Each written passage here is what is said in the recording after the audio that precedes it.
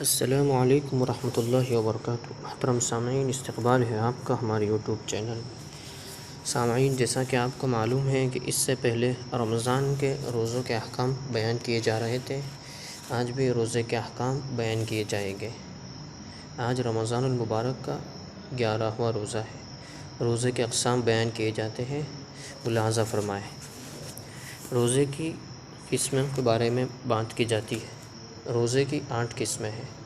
Number 1 فرض معین، number 2 فرض غیر معین، نمبر 3 واجب معین، نمبر 4 واجب غیر معین، نمبر 5 مسنون، نمبر 6 مستحب، نمبر 7 مکروہ تحریمی، نمبر 8 مکروہ تنزیہی۔ یہ 8 قسمیں ہیں جن کی تفصیل ابھی بیان کی جائے گی۔ سب سے پہلے نمبر پر تھا فرض معین۔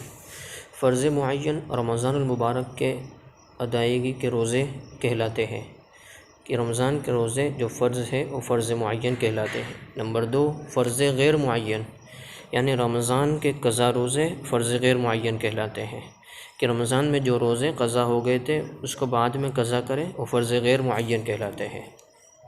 تیسرے نمبر پر تھا واجب معین، یعنی نذر معین۔ مثلاً اس کو اس مثال سے یوں سمجھیے کہ کوئی شخص منت مانے کہ میں فلاں تاریخ کو یا فلاں دن یا فلاں مہینے میں روزہ رکھوں گا، تو اس کو اسی دن کی تاریخ کو یا اس مہینے میں جس میں اس نے منت مانی ہے اس میں روزہ رکھنا واجب ہوگا۔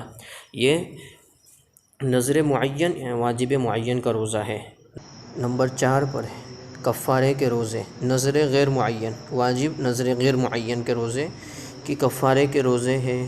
اس کے علاوہ نذر غیر معین، مثلاً کسی شخص نے یہ منت مانی کہ میں 2 یا 4 یہ جتنے بھی دن کی نذر مانی ہو اتنے روزے رکھوں گا، یہ نذر غیر معین ہے۔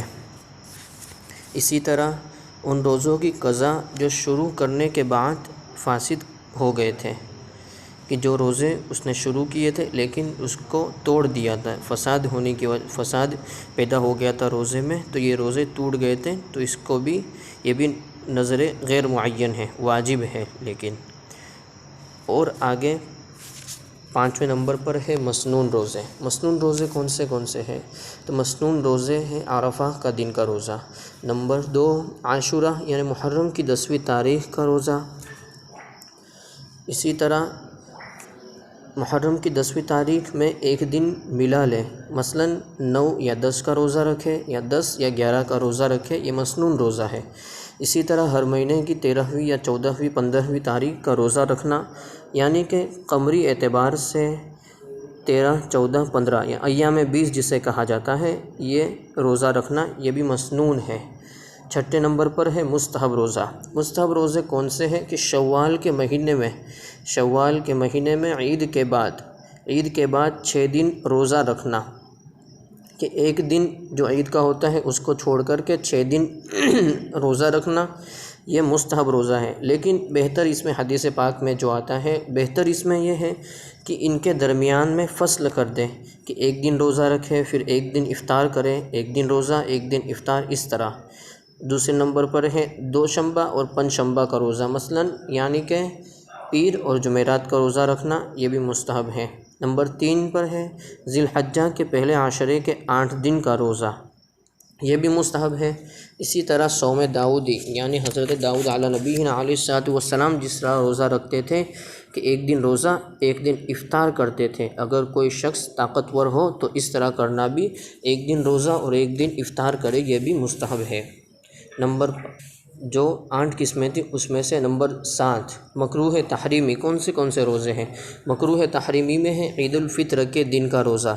عید الفطر یعنی جو عید کا دن ہوتا ہے، رمضان المبارک کے بعد جو عید ہے وہ عید الفطر کہلاتی ہے، اس دن کوئی روزہ رکھے تو یہ حرام ہے، مکروہ تحریمی ہے۔ اسی طرح عید الاضحیٰ کا روزہ، یہ بھی مکروہ تحریمی ہے۔ ایام تشریق میں روزہ رکھنا، یہ بھی مکروہ تحریمی ہے۔